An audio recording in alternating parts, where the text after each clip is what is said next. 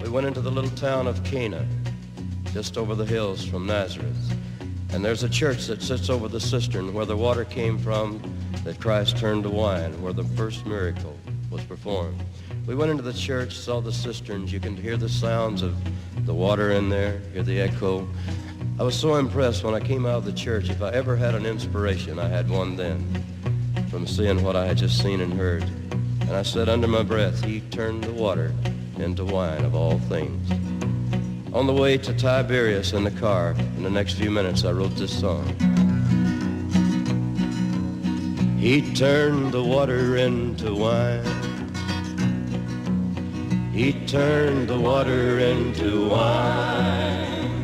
In the little Cana town, the word went all around that he turned the water into wine.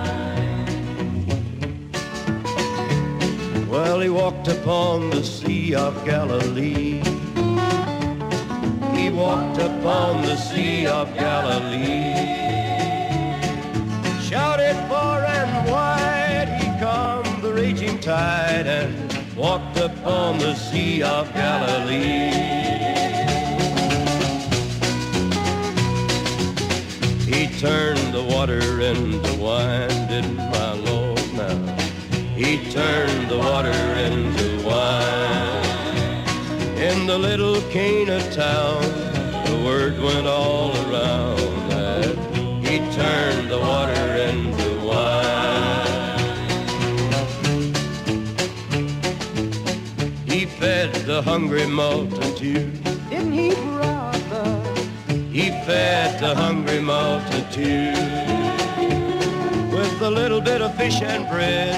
They said everyone was fed. 5,000. He fed the hungry multitude.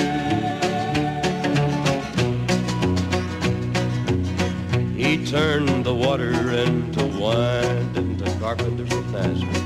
He turned the water into wine. In the little Cana town, the word went all around